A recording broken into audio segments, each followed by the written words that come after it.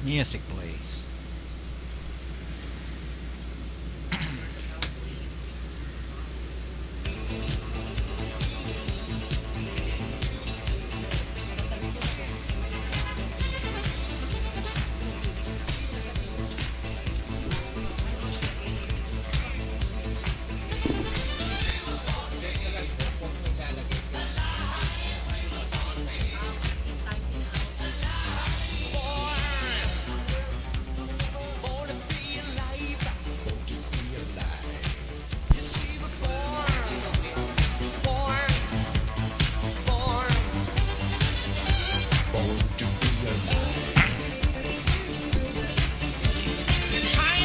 Okay, so magandang gabi sa lahat ng nakikinig at sumusubaybay ng ating programang Manibela ng Masa on the Go. Nandito naman po tayo at magkakasama-sama sa loob ng isang oras.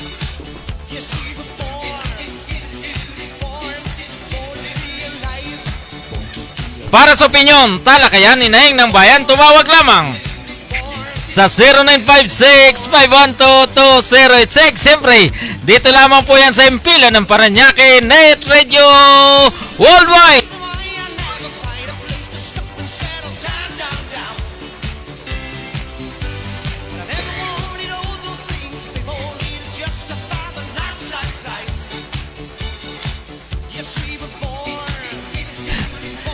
Luzon, Visayas at Mindanao.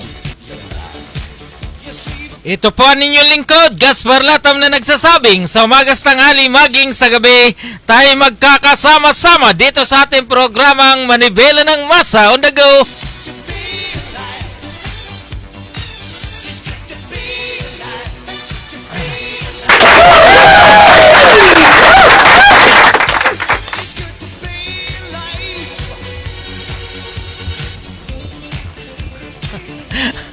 Doon po sa ating mga kaibigan, kumusta na po kayo?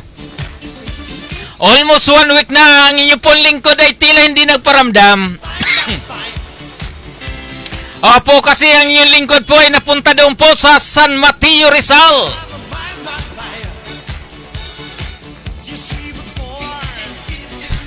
Nagkaroon po tayo ng seminar doon po na halos 1 linggo lang naman.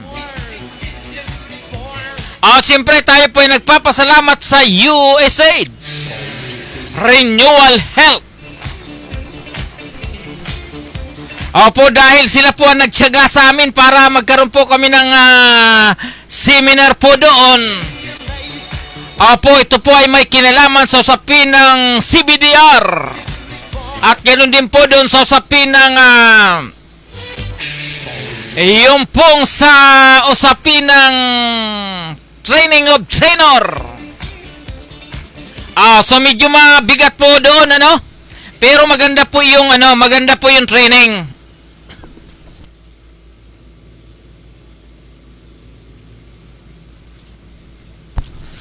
Opo, dahil iba-iba. Halos sa yung pong lahat ng local government unit dito po sa National Capital Region. Kasama po doon sa training at kasama din po doon sa taga Camarines Sur, yung po siyudad ng Naga, maging dito po sa lugar ng Tigaon, Camarines Sur, kasama po doon sa nasabing training. At syempre, gusto po natin magpasalamat sa ito pong ARSAP, sa panguna po ni Mr. Erwin Cuenca ng ARSAP Las Piñas, and of course, ito pong si Mr. Ivan Ilagan. At ito pong si Mr. Danny Mirador. Magandang gabi po sa inyong lahat. At syempre doon po sa ating mga kaibigan na tila ngayon lang po tayo nagparamdam. Syempre regards ko po kayo. At yung pong ginawang training seminar din tungkol po sa usapin ng karnaping. Diyan po sa lugar ng City Hall Sport Complex sa pamagitan po ng One Rider Party List at ng ARSAP sa panguna po ni Congressman ito pong si retired Colonel Busita naman. At nagi pong maganda ang outcome ng nasabing seminar sa usapin po ng karnaping. at ganun din po sa iba pang tila, isa pang ilan pang mga usapin sa violation ng ating mga traffic enforcer, ganun din po sa pagpapatupad ng tamang batas sa usapin dyan po sa kalsada naman.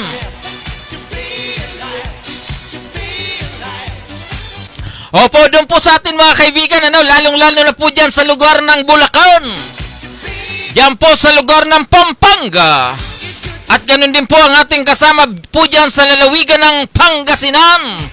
Ito pong si Mr. Jude Briones, and of course, ito po sa siyudad ng Baguio, Mr. Errol Consulta Dakhame, the President of Philippine Online Broadcaster Association, or POBA. Magandang gabi po sa inyo, Mr. President Errol Consulta Dakhame. Opo, doon po sa mga pangunahing balita natin. BBM, waging-wagi na talaga, presidente na talaga. At ganun din po ang kanyang mga kabinete ay tila sa isang iglap ay malapit ng mapuno. At ang yung pong hindi natin inaasahan na magiging secretary ng Department of Social Welfare and Development, no other than Idol Erwin Tulfo.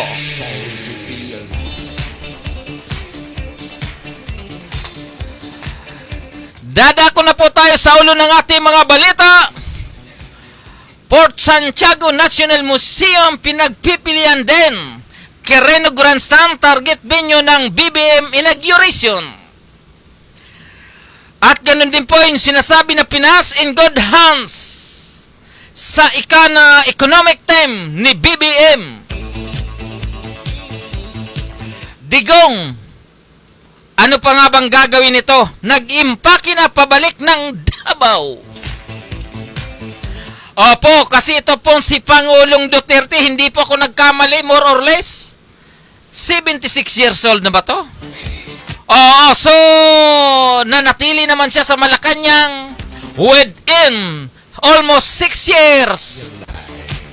6 na taon na si Pangulong Duterte ay naging presidente ng Republika ng Pilipinas, lalong-lalo na ng bawat Pilipino.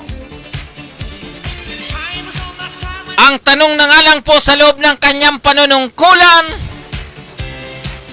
may negatibo, may positibo. Huwag po kayong mag-alala.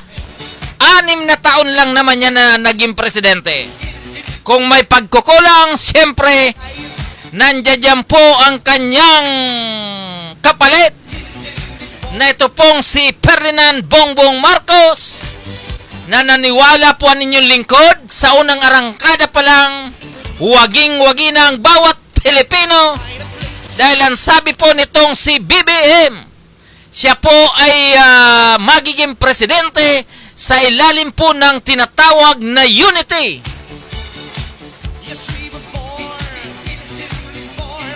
Sa usapin ng unity, whether we like it or not, kapag may pagkakaisa, pagtutulungan, 100% waging-wagi ang bawat Pilipino.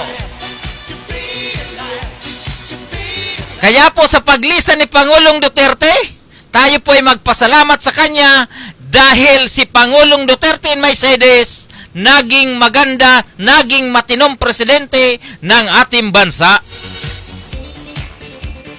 Opo, doon po sa usapin ng negatibong aspeto, set aside na po natin yan, move on. Tuloy-tuloy pa rin po tayo sa ulo ng ating mga balita. 3 mag-utol na paslet, patay sa sunog. Cargo vessel versus bangka, 7 mangingisda nawawala. Yung pong ganitong sitwasyon, hindi po magandang palatandaan ito. Ang laki-laki ng karagatan, nagkakabanggaan pa rin.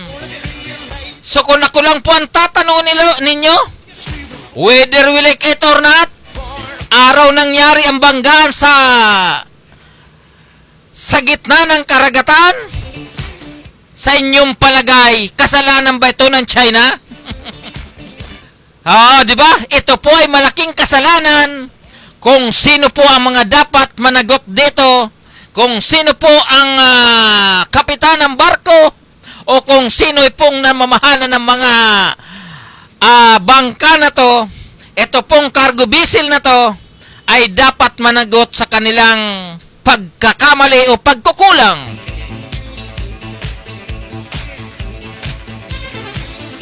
Tuloy-tuloy pa rin po tayo sa ating mga headlines ng ating mga balita.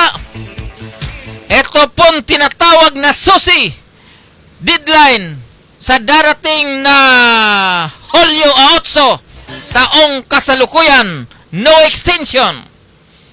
So wala pong walang extension po ito, bagamat ang sabi po ni ito pong si Senator Amy Marcos, hindi po siya interesado na maging Senate President.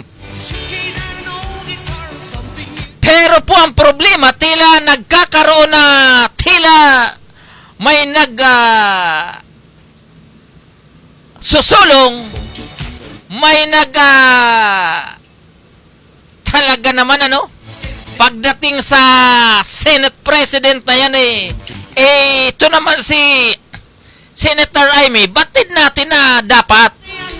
Pero kung talagang gusto niya muna magpaubaya, total, 6 na taon naman yan, manunungkulan ng kanyang kapatid, for delikadisa siguro, hindi po masama, na magpaubaya muna. Ito pong sinasabi, Amy, Senate President dapat galing sa UNITEM. Wala pong masama na maging Senate President from UNITEM.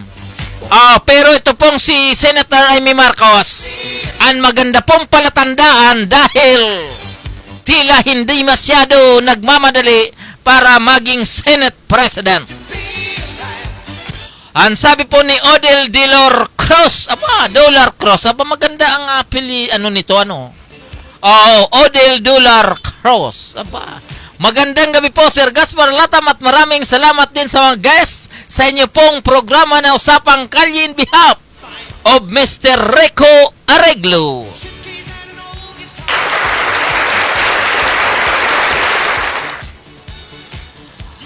Doon po sa atin mga kaibigan, doon po sa ating mga kaibigan, Luzon, Visayas at Mindanao, ang ating pong programang Manibela ng Masa Ondago, ito po ay nagsisimula sa ganap na alas 8 hanggang alas 9 ng gabi. But once in a while, kaya minsan, tayo naman po ay tila na lilit ng konti dahil sa dami nating ginagawa. Pero yung iba naman na nagpro-programa, the best. Katulad po nitong Usapang Kalye. Iyan po ay nagsisimula sa ganap na alas 7 hanggang alas 8 ng gabi. Lunes, Merkules at Biyernes. Ganon din po yung tinatawag na batingaw ng mamamayan sa panguna po ni Mr. Ray Castillo. Ito po ay nagsisimula sa ganap na alas 8 hanggang alas 9 ng gabi tuwing Huwebes naman. At ganon din po itong programa ni ito pong Garden Community ay nagkakaroon din po ng programa tuwing Martes mula alas 5 hanggang alas 6 ng gabi. Ito po ay sa pamamagitan po ni Bishop Jerry De Los Reyes naman.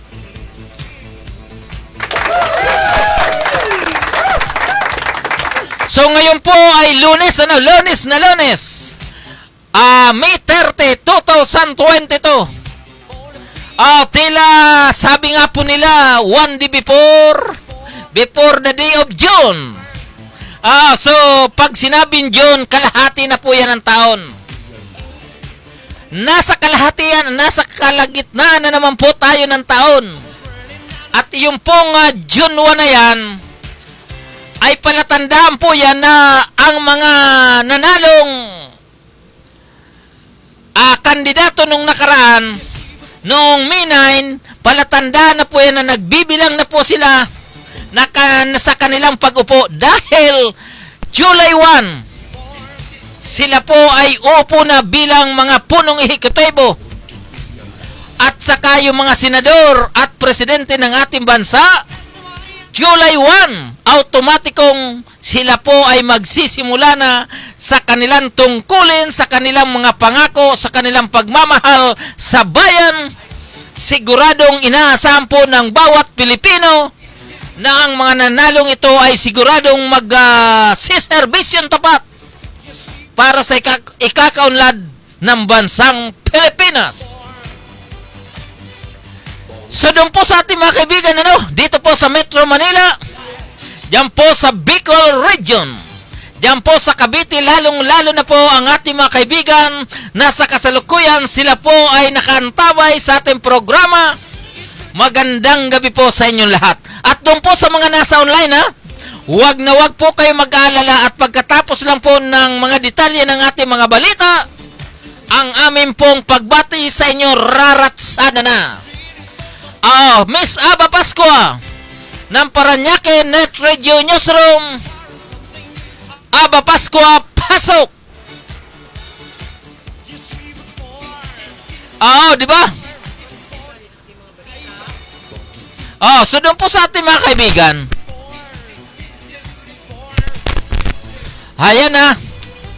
Para sa detalye natin mga balita, Quirino Grandstand, target venue ng BBM inauguration. May pinagpipilian na umanong mga lugar ang mga kampo ni President-elect Ferdinand Bongbong Marcos Jr. kung saan gagawin ang kanyang inauguration. Sinabi ni Senator Amy Marcos na wala pang tamang lugar na napipiling venue ang kanilang pamilya para sa inauguration ng kanyang kapatid. Subalit kinisindira nila ang gawin ito ng Quirino Grandstand kung saan dito lagi pinagkakaroon ng major public appearances ang kanyang ama noong termino niya. Idinagdag pa ni Marcos na gusto nila ang outdoor bilang pag-iingat na rin ng COVID-19 at ayaw nila mag-expose ang mga tao dito, subalit kinukonsidera pa rin nila ang magiging lagay ng panahon.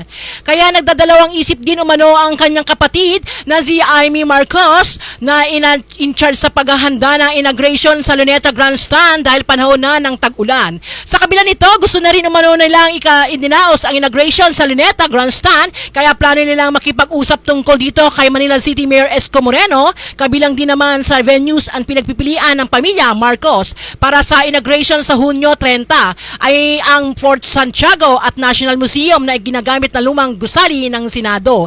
Iginit pa ni Amy na ay base sa nakaugalian ang tatay niya ay laging ginagawa ang inauguration sa Quirino Grandstand hanggang noong 1969. Kaagad naman umano silang hinahanap ang lugar at ikinuksindira ang panahon at sitwasyon ng COVID-19. Tuloy-tuloy pa rin po ang ating balita. Digong nag-impake na pabalik ng Davao. Nagsimula na umanong magbalot ng personal na gamit si Pangulong Rodrigo Duterte sa Malacanang at naghahanda na rin bumalik sa Davao City. Ayon kay Senator Christopher Bongo, nagsisimula na magligpit ng mga gamit si Duterte para sa dalhin pa uwi sa kanilang bahay sa Davao City. Sinabi pa ni Go na doon na manatili ang Pangulo sa kanyang retirement bilang private citizen kapilang ang kanyang pamilya, bagamat nakakalungkot umano na patapos na ang termino ni Duterte dahil alam niya na marami pa siyang gustong gawin para sa bayan ay masaya na rin ang senador dahil sa nakakapahinga na rin ito. Panatag na umano ang loob ng Pangulo na ibinigay niya ang lahat ng kanyang makakaya para magampanan ang kanyang tungkulin bilang ama ng bansa. Kasabay nito, umapila muli si Go na susunod na leader na bansa na ituloy ang magandang program at pulisya na naisulan ng Duterte administration para sa nakapagbigay ng komportableng buhay sa lahat ng mga Filipino, lalo na kaugnay sa pandemic recovery. Binati rin ni Senador si President-elect Ferdinand Marcos Jr. at Vice President-elect Sara Duterte sa kanyang tagumpay sa katatapos lang na eleksyon.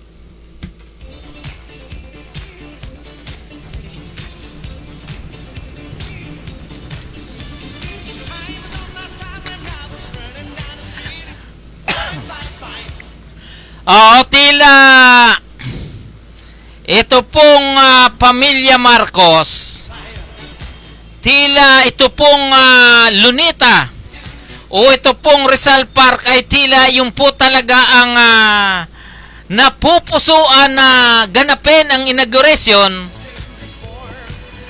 Dahil tila makasaysayan na po ito sa kanilang panunungkulan. Opo, kasi nabanggit nga kung 1969, ito po ang kanilang paboritong lugar habang nanunungkulan ang kanilang ama na si Pangulong Marcos, malamang dyan na rin po gaganapin ang inaugurasyon. So, hindi naman po masama dahil ang Luneta naman po ay ito po ay tinatawag na National Park at ito naman po ay talagang kung sa kapasidad lang naman para i-occupied ng libu-libong katao o milyong katao na gustong pumunta sa lugar ay tila open naman para sa bawat isa. So, hindi po question kung si Pangulong Bongbong Marcos ay dyan ganapin ang inaugurasyon bilang presidente, ay wala pong masama. Open po yan sa lahat. Katulad po ng ating kasama na si Jerry Kagape. Aba naman, pa-shoutout naman sa grupo ko na Big Bay Guardians kay Chairman Soleto. Aba, bumalik ka sa Big B, ha? Ikaw talaga, Jerry. Kasama natin yan sa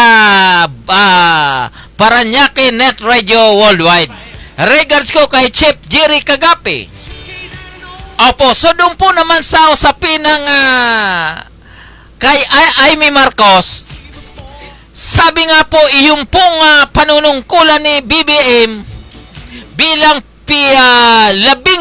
ikalabing-pitong presidente ang nakaatang po sa kanyang balikat, hindi po isang sakong bigas, hindi po 2 sakong bigas, kundi buong problema ng ating bansa. Maganda po rito, may maganda pong palatandaan dahil ito pong si BBM, hinihingi niya po ang dasal ng bawat Pilipino para ang kanyang panunungkulan ay maging matatag at malapit sa dakilang may kapal. At pangalawa, maganda rin pong palatandaan dahil ito pong si Senator Amy Marcos ay tila hindi po nagkaroon ng personalidad o hindi po nagkakaroon na tinatawag na personal interest o personal alliance, bagkos ito pong administrasyon ni BBM ay bukas sa lahat ng magagaling at marurunong na talagang maasahan ng bawat Pilipino, maasahan ng ating bayan. In short, ang sabi niya, hindi question kung saan manggagaling na partido, basta ang importante, siya po ay kwalipikado, 100% ang kanyang puso, 100% ang kanyang hangarin na makatulong sa gobyerno ng ating bansa, na makatulong para sa ikabubuti ng bawat Pilipino. Okay, tuloy-tuloy na po tayo sa detalye ng ating mga balita. Aba Paskwa, pasok!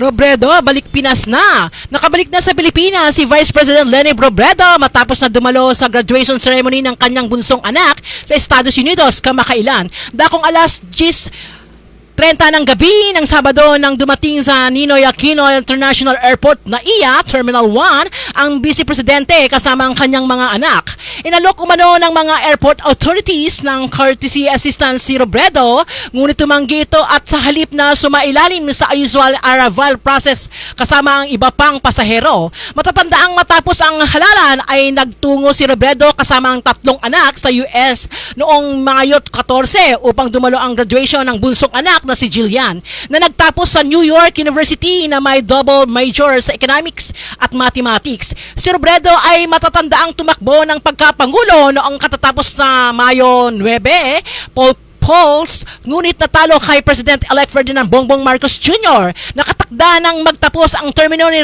Robredo bilang Vice Presidente sa Hunyo 30. Sinabi naman na ni Vice President-elect Sara Duterte Carpio na hiniling siya ng Pangulo kay Robredo para sa isang smooth transition ng naturang posisyon. Tuloy-tuloy pa rin po ang ating balita, Pinas in good hands sa economic team ni BBM. Nasa mabuting kamay umano ang bansa sa itinalagang economic team ni President-elect President Ferdinand Marcos Jr. Ayon kay Acting Deputy Presidential Spokesman Pris Abrian, nasa mabuting kamay ang bansa dahil sa pagtatalaga sa mga bagong kahilihim ng Department of Finance, Bangko Sentral ng Pilipinas, Department of Budget and Management, DBM, gayon din sa National Economic and Development Authority, NELDA. Itinalaga ni Marcos si Arsenio Balisacan bilang susunod na NEDA Chief, Benjamin Diokno sa Finance Department at dating UP President Alfredo Pascual bilang Trade Secretary. Habang si Felipe Medalla sa kasalukuyang Monetary Board member ay magiging BSP Governor, habang wala na naitalaga si Marcos bilang bagong DBM Secretary para makumpleto na ang economic team nito. Ginawa naman ni Amblan ang pahayag ng tanungin tungkol sa plano ng gobyerno na mabawasan ng 13 trillion pesos utang bago bumaba sa Pangulong Duterte sa kanyang pwesto sa Hunyo 30. Pinuriri naman ng grupo ng mga negosyante ang economic managers ni Marcos. Tinawag naman ni political economist Calixto Chiquiamo ang economic team bilang A-team sa business community dahil sa hindi nila matatawarang karanasan sa pagsiserbisyo sa gobyerno.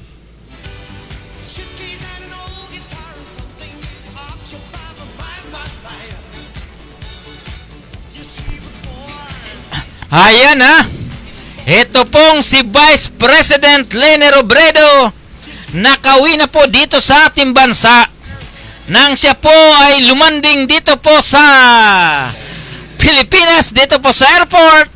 Hindi na po nagkaroon po ng special treatment bagkus siya po ay dumaan doon po sa regular processing bilang isang ordinaryong Pilipino na lumapag yan po sa nasabing palipara naman. Opo, so yun po ang maganda at sinabi rin, batay na rin po sa ating balita, ito pong si Vice President Leni Robredo ay tila smooth po na magkakaroon po ng transition sa pagitan po ni Vice President Sara Duterte.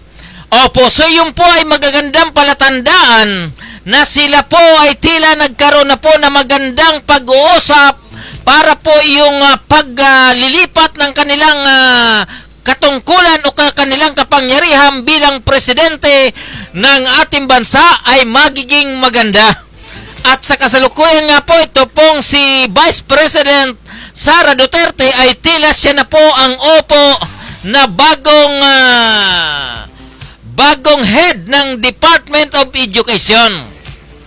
Kung sakasakaling siya na po ang secretary ng Department of Education, ang tanong nga po ng ating mga kababayan, lalong-lalo na po sa mga aral, lalong-lalo na po mula sa elementary, high school, maging sa kolehiyo naman, ano po kaya ang magiging bagong pamamaraan ng nasabing newly elected Vice President ng Republika ng Pilipinas na ito pong si Vice President Sara Duterte, at the same time, siya po kagad ang magiging sekretaryo ng karunungan.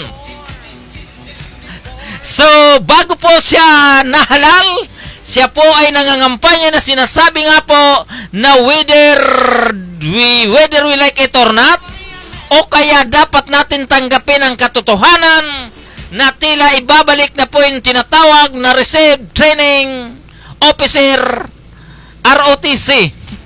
Training Center ba yun? Oh, so hindi po natin masyado yung ROTC. Nakalimutan na natin. Pagamatan ninyong lingkod po naging officer ng CET. Pagdating naman po sa kolehiyo ay hindi na po ako dumaan. Ako po ay pinili ko yung magtrabaho na muna kaysa papasok po ng ROTC tuwing Sabado. Opo, so yun po ang magandang waiting po tayo. Doon po sa mga kaganapan sa Department of Education. At ang magbigat po rito, hindi ko po sinasabi kung sakasakali ba. Kung sakasakali po ba ito po mga libro natin. Yung po mga libro natin, ano po kaya magaganap na pagbabago? Lalong-lalo na po sa usapin ng kasaysayan ng ating bansa during sa ilalim ng panunungkulan ng dating Ferdinand Marcos. Dahil sa pagkakaalam po natin sa usapin ng social studies o social science o kaya iba pang uri ng libro ay tila ang kasaysayan ay naiukit na tila hindi po tanggap ng pamilya Marcos na di umano ito pong dating diktador di umano ay tila nagsamantala sa taong bayan, nagsamantala sa kaban ng ating bayan. Pero wag po muna natin halongkatin ng mga bagay na yan. Bagkus alamin na lang po natin kung sakasakaling sa darating na panahon malalaman din po natin kung ano ang mga pagbabagong magaganap sa usapin ng Departamento ng Karunungan o yung tinatawag na Department of Education. So yun po So doon po sa atin mga kaibigan, pagdating naman po dito sa economic theme ni BBM, marami pong humahanga. Ngayon pa lamang, marami na pong humahanga dahil sinasabi nga po na ito pong economic theme ni Pangulong Marcos ay tila sagad sa karunungan, sagad sa kanilang galing, sagad sa kanilang karanasan bilang mga ekonomista ng ating bansa naman. Kaya kung sakasakaling magsimula na ang gobyernong Marcos, alamin po natin ang susunod na kabanata kung anong uri ng pihit sa taong bayan, pihit ng gobyerno, pihit ng kaban ng bayan para umunlad ang ating ekonomiya, dumaloy naman sa ating mga kababayan para mayangat ang bawat pamilyang Pilipino. Okay, doon po sa atin mga kaibigan, Luzon, Visayas at Mindanao. Muli pong babalik ito pong si Aba Pascua mula sa Parañaque Net Radio Newsroom. At ang oras po natin ay ganap ng alas 8:50 ng gabi. Dito lamang po yan sa himpilan ng Parañaque Net Radio Worldwide. Miss Aba Pascua, pasok!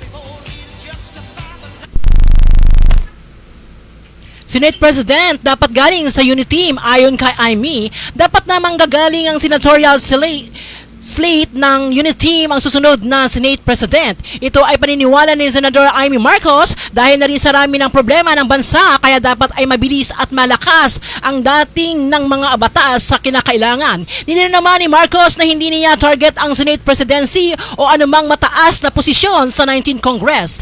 Ang pahayag ni Senadora ay ginawa matapos ng ibunyag ang kamakailan ni Senador Zani Angara na naghayag ng interest si Marcos at Senator-elect Loren Legarda na maging Senate President pro tempore na ikalawang pinakamataas na posisyon sa upper chamber. Sa tanong naman sa kung pabor siya sa team sharing sa Senate Presidency ay sinagot nito ni Marcos na lahat ng kandidato sa anumang eleksyon ay kinakailangan bukas ang isipan, sakripisyo at kompromiso sa ibang level ng negosasyon dahil magagawa umano ang magsisimula ng bagong administrasyon sa nag-aaway-away. Sa ngayon, kabilang sa mga nagnanais makuha ang pinakamataas na posisyon sa Senado ay sina Senate Majority Leader Juan Miguel Zubiri, Senator Cynthia Villar, Senator Sherwin Gatchalian at Senator-elect Francis Escudero. Suportado naman ni Amy ang Senate Presidency bid ni Villar. Bukod sa Senate President pro tempore ay sinabi ni Angara na target din ni Amy ang chairmanship sa Senate Finance Committee sa kasalukuyan niyang pinamumunuan. Tuloy-tuloy pa rin mga ating balita, Comelec ibinasura ng application for registration ng United Senior Citizens Party List. Hindi sinama ng Commission on Elections Comelec sa mga naipoklamang nananalong party list groups ang United Senior Citizens dahil inang binasura ang kanilang petition for registration. Nabanggit ng 22 na pinahayang resolusyon na inahalabas ng dating Comelec 2nd Division ang ilang kadahilanan sa pagbasura sa petition ng nabanggit na party list group. Kabilang dito ang kabiguan ng grupo sa patunay na makasunod sila sa requirement na ng party list group ay dapat 1 taon o higit pa na organisa bago ang paghain ng petition for registration.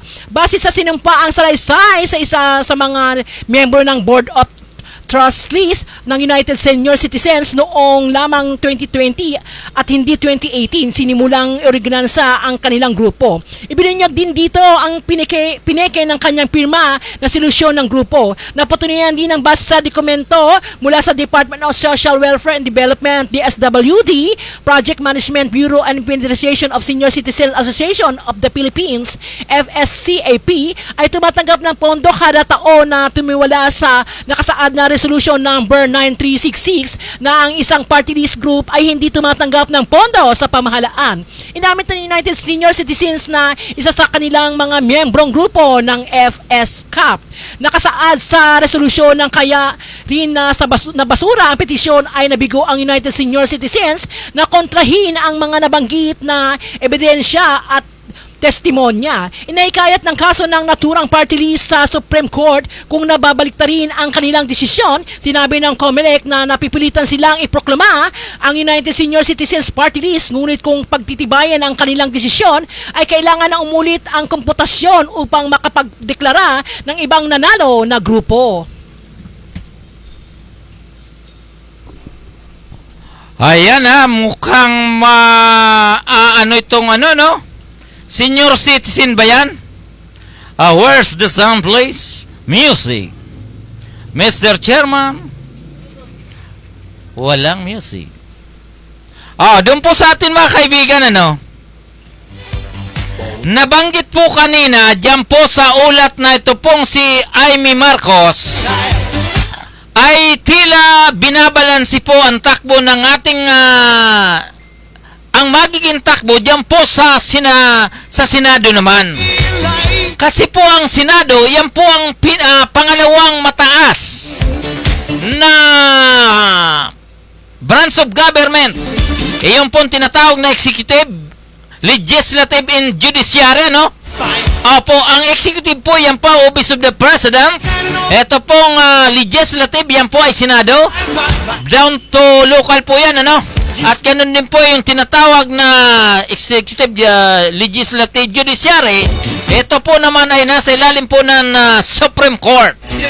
Opo, so doon po sa ating mga kaibigan, doon po sa pagkakalam ng ating mga kaibigan, Luzon, Visayas at Mindanao, yung po tinatawag na liderato sa Senado ay talaga pong napakahalaga po yan sa usapin po ng pagpapatakbo ng ating gobyerno dahil diyan po nakasalalay yung pong mga tinatawag na batas o kaya mga panuntunan para makakilos maigi ang ito pong executive department naman.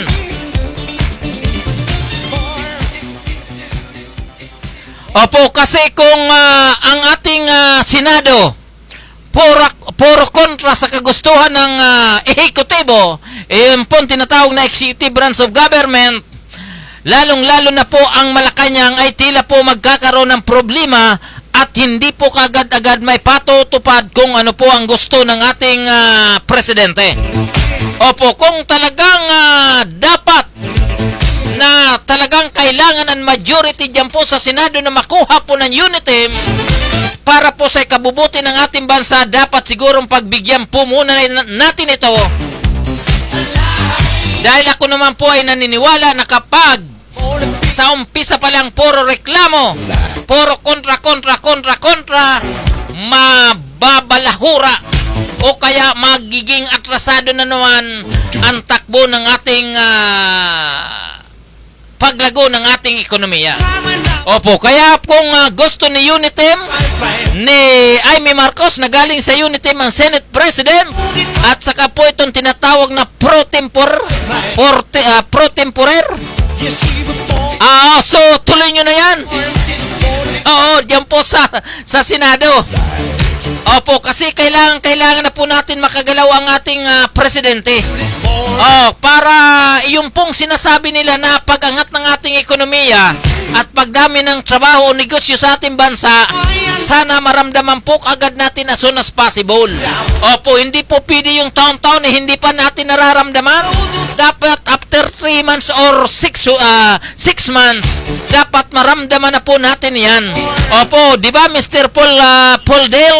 Magandang gabi po sa lahat ng nanonood, nakikinig Luzon, Visayas, Mindanao. Opo, si Paul ay kasama po natin sa ARSAP naman. Opo, kasama po natin sa Unit 6, Unit 7. Doon po sa ating mga kaibigan Luzon, Visayas at Mindanao.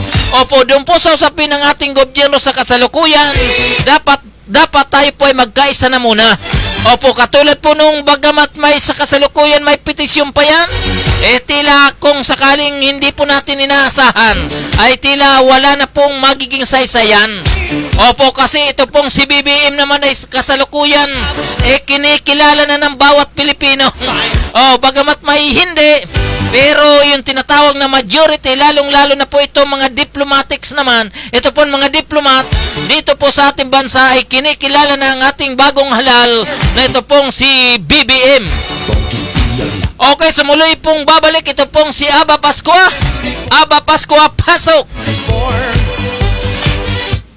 Cargo vessel versus bangka, 7 mangingisda nawawala. 7 mangingisda ang nawawala nang bumangga ang kanilang sinasakyang bangka sa isang cargo vessel habang naglalayag sa karagatan ng Agutaya sa Palawan nitong linggo ng hapon. Nagsasagawa na ng search and rescue operations ang mga tauhan ng Philippine Coast Guard, PCG, para mahanap ang 7 nawawalang mangingisda na hindi na tinutukoy na ang mga pangakakilanlan. Nagbibigay na directive ang aming commandant, si Admiral Art Abu, na magkaroon ng isang malawakang search and rescue para hanapin itong 7 crew na nawawala pa. Ani ni Coast Guard spokesperson Commodore Armand Balilo kahapon. Nangyari ang maritime incident alas 5:40 ng hapon kahapon. Sangkot ang FBGOT 18 at MV Happily Hero sa karagatan ng Maranacao Island sa Agutaya, Palawan. Nabatid na may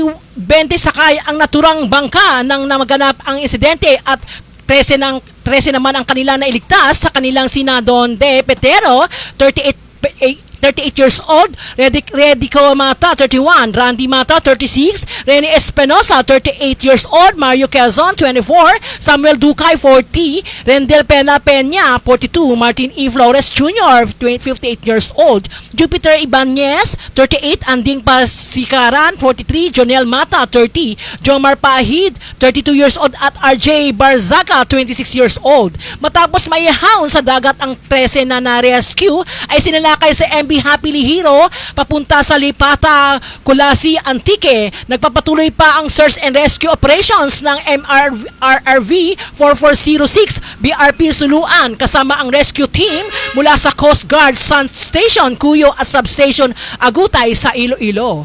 Tuloy-tuloy pa rin po ang ating balita. Spy plane ng Air Force bumagsak sa CDOO.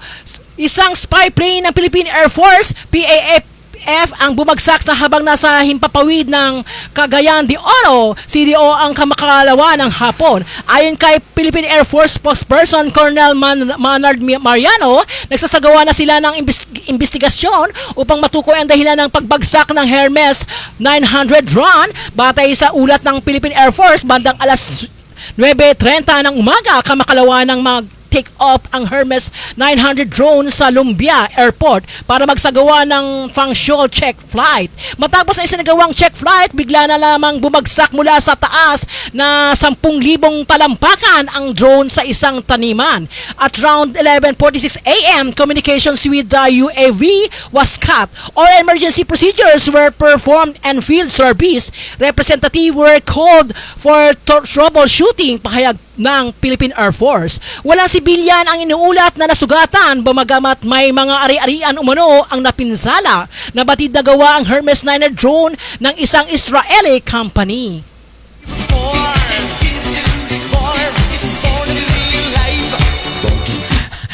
So ang balita po natin, isang tubig, yung isa naman po sa himpapawid. So parehas po disgrasya. Opo, pero nakakalungkot yung pong nagbangga na sasakyang pandagat. yung pong cargo vessel at saka yung pong bangka. Opo, kasi naganap po yan araw. So, gaano ba kalapad, gaano ba kalawak ang karagatan natin at bakit nagkaroon pa ng banggaan? Bagamat hindi na po ito bago, bakit naman ganoon? Opo, so una, kawawa yung mga nadidisgrasya. Pangalawa, sana yung siyempre barko, cargo vessel yan. So maraming karga yan na maaaring sayang. Opo, kaganon din po yung mga kababayan natin na tila hanggang ngayon ay hindi pa malaman kung nasaan. Paano na po yung pamilya ng mga yan? Opo, sana tanggap po sana natin kung ang sakuna ay ito po ay gawa ng kalikasan. Pero kung ito po ay gawa ng katangahan o gawa ng kapalpakan ng mga painante o kaya mga namamahala ng barko o yung mga kapitan dyan o yung mga, sabi nga po nila, yung mga seafarer, yung po mga talagang sila po ay nagtatrabaho dyan, nagkaroon po ng ganyan disgrasya, dapat siguro ipanagutin. Opo, bagamat hindi nyo yung ginusto, pero yung po ay inyong pagkukulang o yung kaya, yung po kaya inyong pagkakamali o kaya naging kapalpakan. Kasi ang laki-laki, ang lapad-lapad ng karagatan. Napakalawak pagkatapos ganyan pa nangyari. So doon po sa atin mga kaibigan, hindi po galitan ninyong lingkod na ay-irita lang dahil siyempre kapag tayo po ay nakakasagap ng ganyan mga balita na hindi katanggap, hindi po katanggap-tanggap yan dahil araw na araw nagbanggaan. Opo, so mabigat po yan. So doon po naman sa tila bumagsak na sabi nga po spy camera ay spy airplane, talaga nangyayari po yan. Mabigat po yung kalawakan, alam nyo. So talagang hindi po yung katulad ng sa dagat, palutang-lutang lamang. Yung po lumilipad talaga na konting pagkakamali, talagang pwede pong bumagsak. Doon po sa atin mga kaibigan Luzon, Visayas at Mindanao, ang oras po natin ay ganap ng alas 9:05 ng gabi. Dito po yan sa Impila ng Paranaque Net Radio Worldwide, siyempre sa programang Manibela ng Masa on the Go. At ganoon din po doon po sa ating mga kaibigan na nasa online, mga Madam Sir, Mr. Rosana Paharon, magandang gabi po sa inyo dyan po sa lugar ng Mandaluyong City. So doon po sa ating mga kaibigan na nasa online maya-maya lang po tayo po ay dadako na sa kumustahan at batian. Huwag po kayo mag-alala at iisa-isahin po namin kayo. Okay, Miss Saba Pasko, pasok! Pabakunahan ang mga anak ayon sa Caloocan Local Government Unit. Umabila ang Caloocan City LGU sa mga magulang na pabakunahan ang kanilang mga anak bilang proteksyon sa anumang sakit. Ayon sa City Government, isasagawa ang Chikiting National Vaccination Days mula Mayo 30 hanggang Hunyo 10, 2022. Ang bakuna ay para sa mga sanggol na may edad na 0 to 23 months na pangungutra sa laban sa iba't ibang karandaman tulad ng polio, tigdas, hepatitis B, pneumonia at iba pang sakit na maaaring maiwasan sa pamamagitan ng bakuna. Hinakayat ng pamahalaang lungsod ng makipag-ugnayan ang mga nanay sa kanilang health center para sa karagdagan ng pang-impormasyon. Dagdag ng city government, hindi dapat na ipangwalang bahala ng mga magulang ang bakunahan dahil dito ilang mga lamang ang proteksyon ng mga sanggol at paslit laban sa iba't ibang impeksyon. Tuloy-tuloy pa rin po ang ating balita, election servers at network isasara na ng COMELEC. Matapos ang pagdedeklara ng mga nagwagi sa party list election, isasara na ang Commission and Elections COMELEC ang kanilang mga automated election system AES servers at network instructors ngayong Lunes, Mayo 30. Isasagawa ang shutdown ng ES server at network instructor na may presensya ang mga kinatawa ng mga political parties at mga citizens armed group.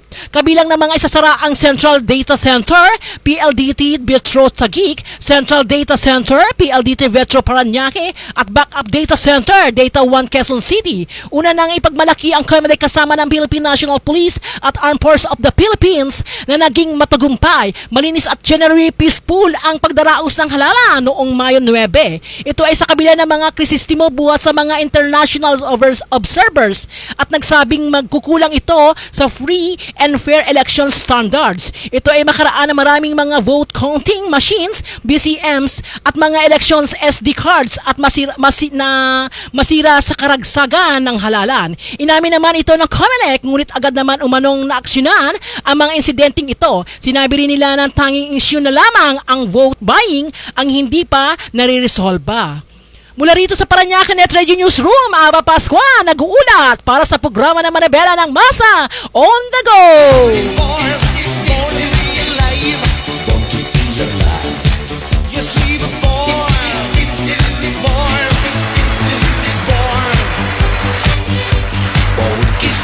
Ayan ha.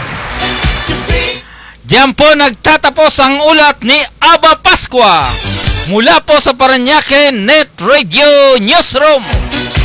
Tila matagal-tagal din hindi umataw si Aba. Hila pil na pil. So doon po sa ating mga kaibigan Luzon, Visayas at Mindanao, ang oras po natin ay ganap ng alas 9:08 ng gabi. So doon po sa ating mga kaibigan, so doon po sa usapin ng komisyon ng eleksyon. Sa usapin ng eleksyon, isasarado na ang usapan. Isasarado na ang bilangan dahil tila lahat na i-proklama na. Ang sabi nga po, batay sa ulat, ngayong eleksyon May 2022, iyan po ang may pinakamataas na porsyento na bumoto ang ating mga kababayan, Luzon, Visayas at Mindanao. At sa ngayon din pong eleksyon, ngayon po ang may pinakamataas na bumoto sa isang presidente na almost 50% ang lamang. Sa pangalawa na ito pong si Leni Robredo. At ganoon din po doon sa usapin ng Vice Presidente ay talagang pil na pil ng taon bayan na ito pong si BBM ang panalo. Maging sa pangalawang pangulo na ito pong si Sara Duterte ay talagang waging-wagi sa halalan. Opo, ganun din po doon po sa usapin ng senador, sa usapin ng congressman and party list, ay talagang tapos na po ang usapan dahil kayo naman po ay naproklama na whether we like it or not, maliban po doon sa mga legal issues na sa kasalukuyan po ay maaaring dinigin dyan sa COMELEC, maging dyan po sa Korte Suprema.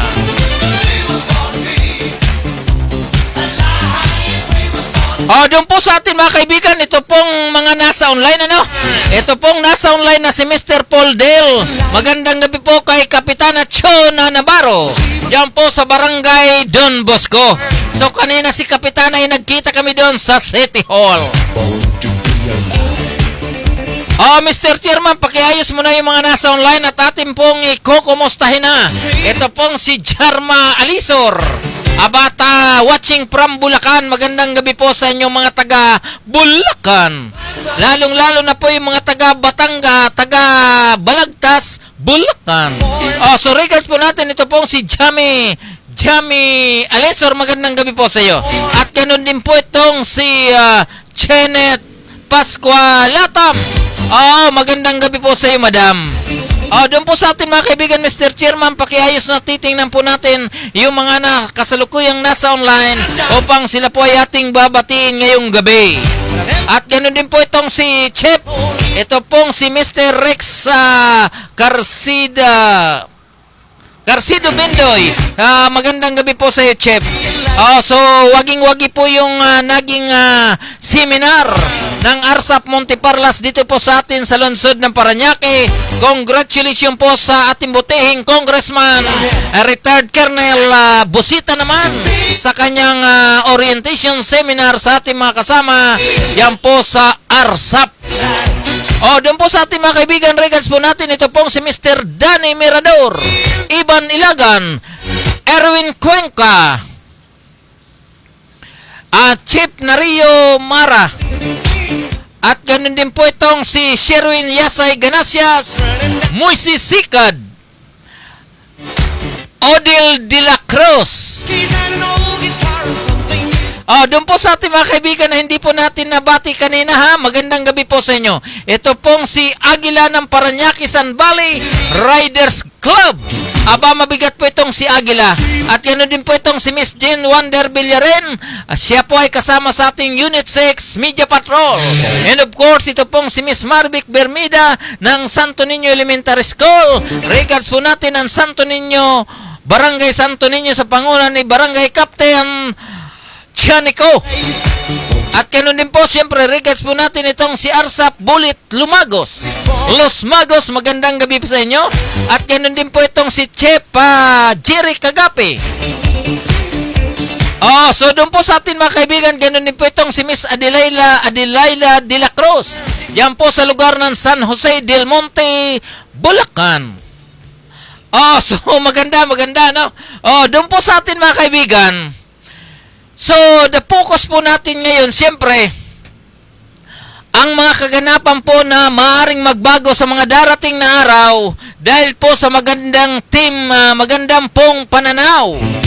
Yung pong tinatawag na Unitem sa 17 presidente natin na ito pong si Ferdinand Marcos Jr.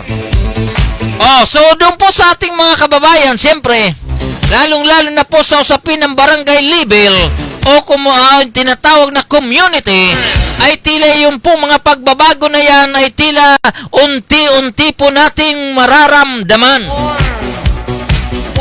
Opo, lalong-lalo na po sa usapin ng pagbabago, sa usapin ng ekonomiya naman na kung saan sila po ay sisentro sa pag-angat ng ating ekonomiya para po ang ating bansa ay tuloy-tuloy na umangat.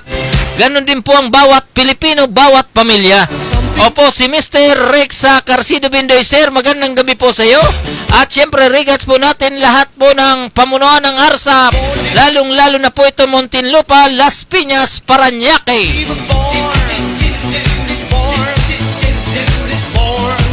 Diba? So, ganun din po ang magiging setup natin. So, whether we like it or not, o tuloy ang eleksyon sa barangay o hindi, move on po tayo. Dahil hindi po kasalanan ni Barangay Kupitan o kaya hindi po barangay ni SK Pasaway kung hindi po matutuloy ang eleksyon. Siyempre, nasa kamay po yan ng Kongreso and of course, nasa kamay din po yan ng Senado. Opo, pero ang sabi nga po ng inyong lingkod, nang ipasa po ang batas tungkol po sa extension ng barangay election, iyon po ay pinag-aralan din po ng Kongreso at ng Senado at ito po ay na-iset sa December 5, 2022. Kung sakasakali pong ang barangay election ay tila nagimpain sa ating pong mga barangay official na di umano ay ginamit ng ilang politiko para kumbinsihin na sila po ay tulungan sa pangampanya na di umano ay kapalit sa extension ng barangay at SK election. Diba? Ito pong si Mr. Patas Balita. Magandang gabi po sa inyo, sir. At si Patas Balita po ay kasama po natin sa pamamahayag na kung saan naman tuloy-tuloy na nagkakalap ng magagandang balita sa kanyang area of responsibility dyan po sa lugar sa lalawigan ng Laguna.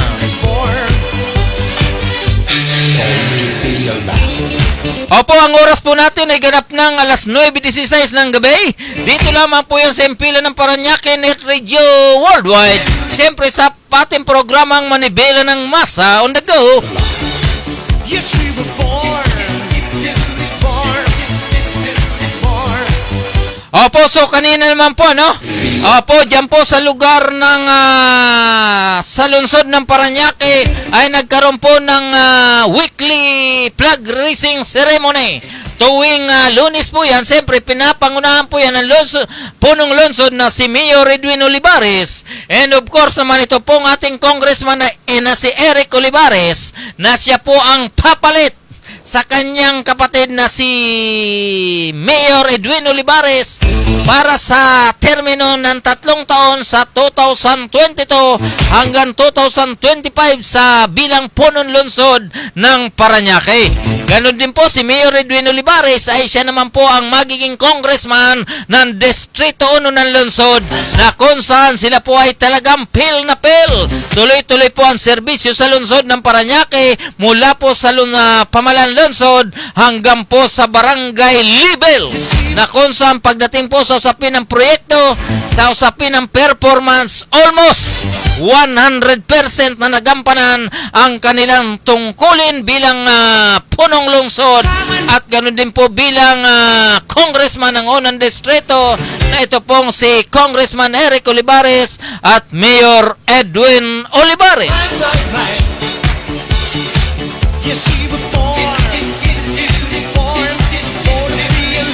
At ganoon din po, siyempre ang inyong pong lingkod ay buong puso nagpapasalamat. Aba, Mr. Paul Nel, good evening, Aser Hel Arlos. Aba, ang pangalan ni maganda, Aser Hel Arlos. At inyong pong lingkod ay buong puso nagpapasalamat sa tanggapan ng USAID Renewal Health dahil sa nagkaroon po kami ng halos 1 linggong seminar diyan po sa Timberland Resort San Mateo, Rizal. Aba naman pil na pil po talaga.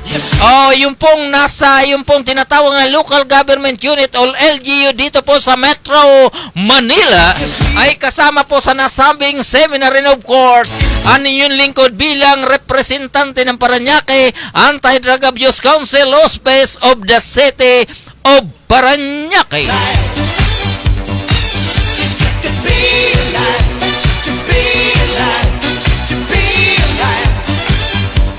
Siyempre regas din po natin ng ating mga kababayan po dyan sa lugar ng Region 5, dyan po sa lugar ng Camarines Sur, na kung saan tapos na po ang eleksyon, move on.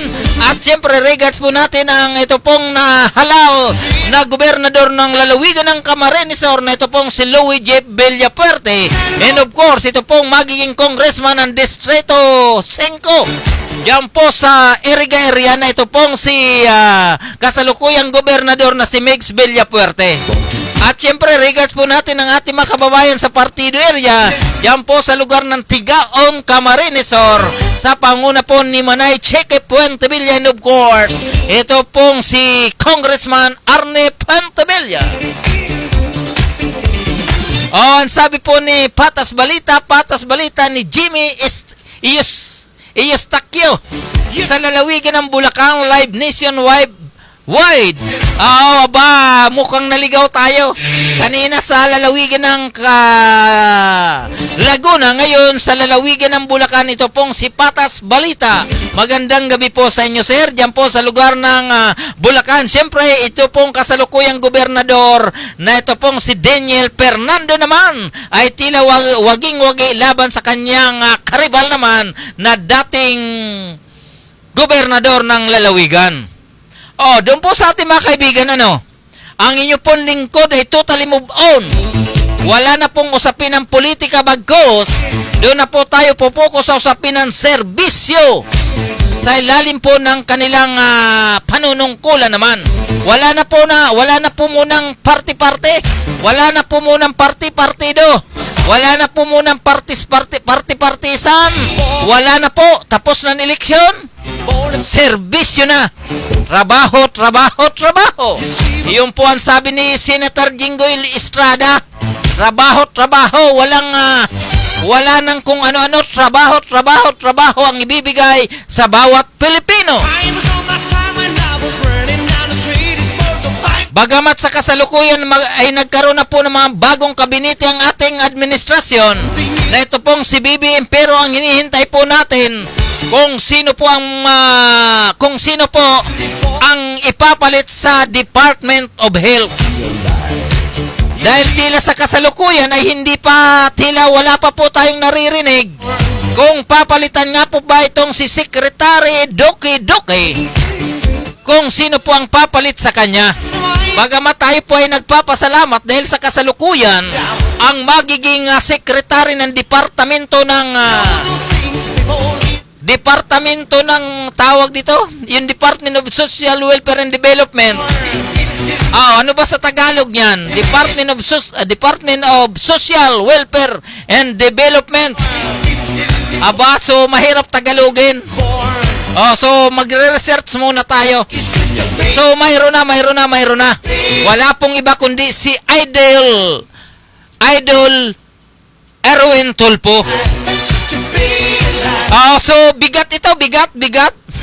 No question, bagamat si Idol Erwin Tulfo ay tila hindi naman po nanungkulan sa DSWD, siya naman po bukas ang kanyang kaisipan sa bawat Pilipino, lalong-lalo na po doon sa mga naghihikas-hos na kailangan ng tulong ng ating gobyerno.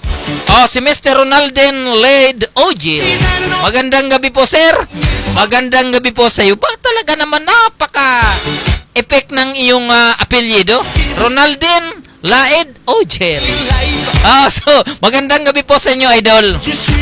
At ganoon din po, siyempre, regards po natin sa ito pong City Government of Parañaque, sa panguna pa rin po ng ating butihing Mayor Edwin Olivares, Vice Mayor Rico Gaulois, Congressman Eric Olivares, 10 ng kanyang mga department heads. Lalong-lalo na po ito pong City Administrator Attorney Fernando Ding Soriano, and of course, ito pong Public Information Officer Mr. Mario Jimenez. Magandang gabi po sa inyo. At ang sabi po ni Mr. Ronaldo Ju General, sir, pabati naman kami dito sa San Lorenzo Roes. Lalong-lalo na po itong si Cairo Poldel. Sa San Lorenzo Roes. So magandang gabi po sa inyong lahat dyan, ha? Yung pong miyembro ng ARSAP. So regards ko po kayo, ganun din po yung po nag-celebrate ng kanilang kaarawan ngayon. Happy birthday. Mr. Chairman, ikasama na yung ating regards. Happy birthday. Kung mayroon, kung wala, kung hindi prepared, next time, maybe tomorrow. Aba? Happy birthday. Sa'yo ang pagkain, sa'yo ang inumin. Happy birthday. Sana'y mabusog mo kami. Happy birthday. Sa'yo ang inumin, sa'yo ang pulutan. Happy birthday. Sana'y di tayo malasing. Happy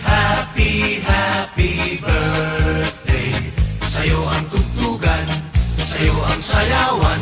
Happy birthday. Sana'y lumigaya ang lahat.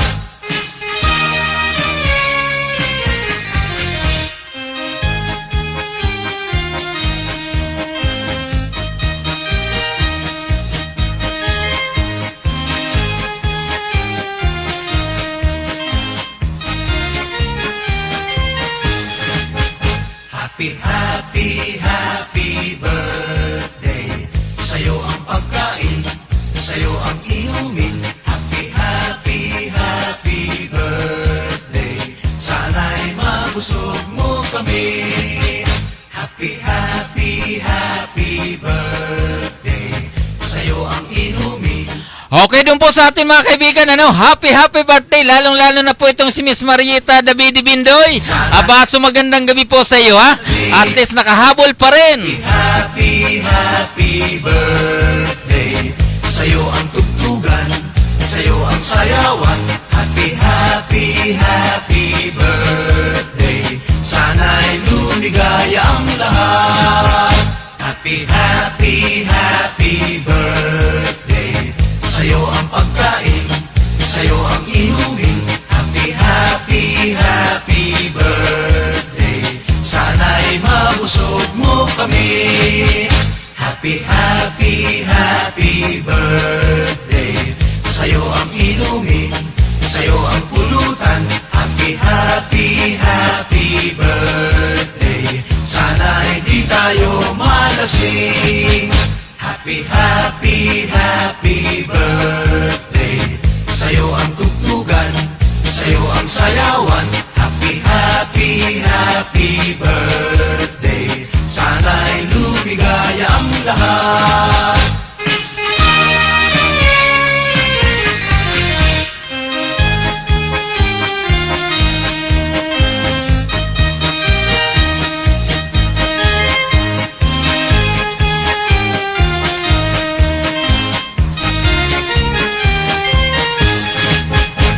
Happy, happy, happy birthday.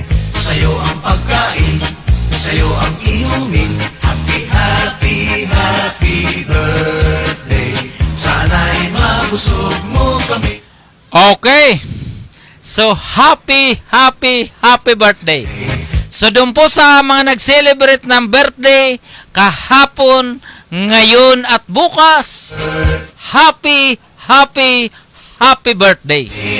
So, ang inyo pong lingkod, ano? Sa'yo Doon po sa ating mga kaibigan Luzon, Visayas at Mindanao. At yan din po sa ating mga kaibigan dyan po sa ibang bansa, no? Yan po sa Saudi Arabia, sa Kuwait, sa Singapore, maging dyan po sa Hong Kong. Ganon din po sa ating mga kaibigan dito po sa Metro Manila. Ganon din po dyan sa lugar ng Bulacan, Pangasinan, Pampanga, sa lalawigan ng Baguio. Maging dito po sa South, ano? Dito po sa Cavite, Laguna, Batangas, Quezon.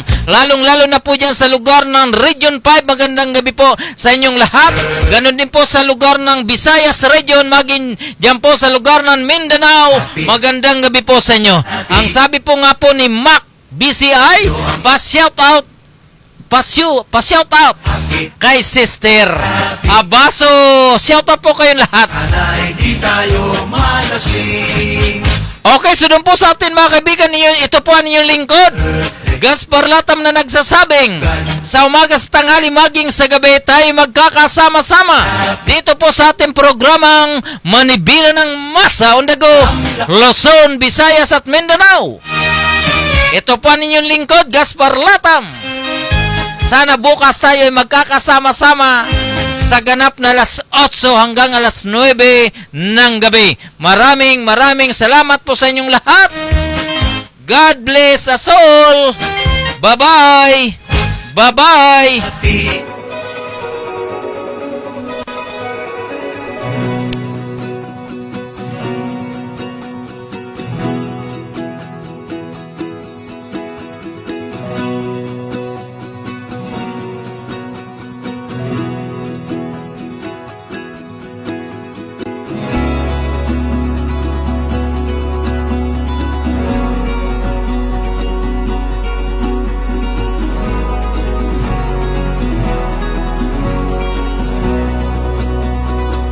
Sa totoo lang po, maraming pong salamat na ako po ang napili niyong bigyan ng regalo. Ma'am Janine Olivares, laking tulong na po to sa aming pamilya at lalong-lalo na po sa akin. Maraming salamat po.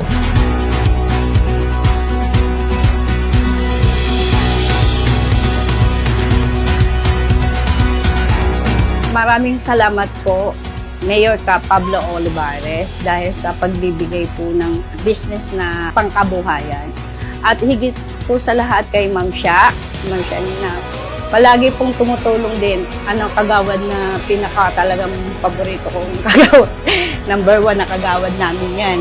Kaya maraming salamat po, Ma'am Shanin at saka kay Mayor Pap sa bigay niyong pangkabuhayan po sa akin.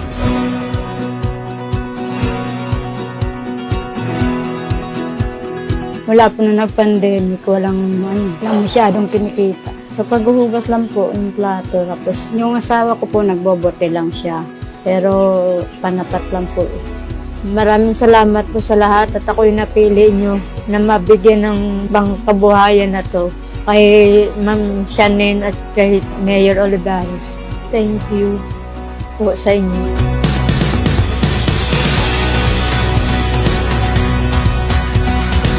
Maraming salamat kagawad Janine Olivares at kay Mayor Cap Olivares, Pablo Olivares sa tulong na ibinigay niyo sa kapatid ko. Bukal po sa puso ko, maraming salamat po. Malaking tulong po ito sa kanya, lalo sa mga anak niya.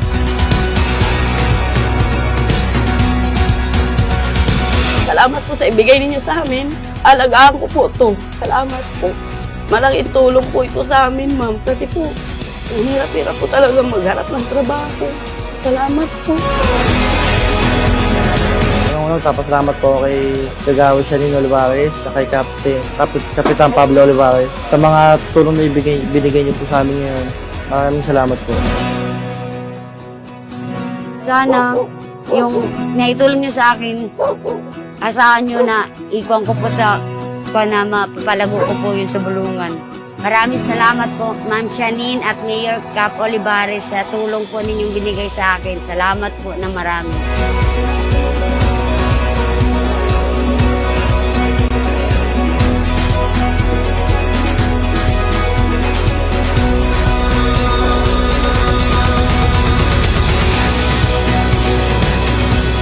Patuloy po ang pamimigay natin ng livelihood package po at hindi po tayo titigil sa pagtulong po sa ating mga kababayan. Kaya tayo po ay nagpapasalamat, Kagawad Shanine, Mayor Cap at Kagawad Joy sa ating pong barangay.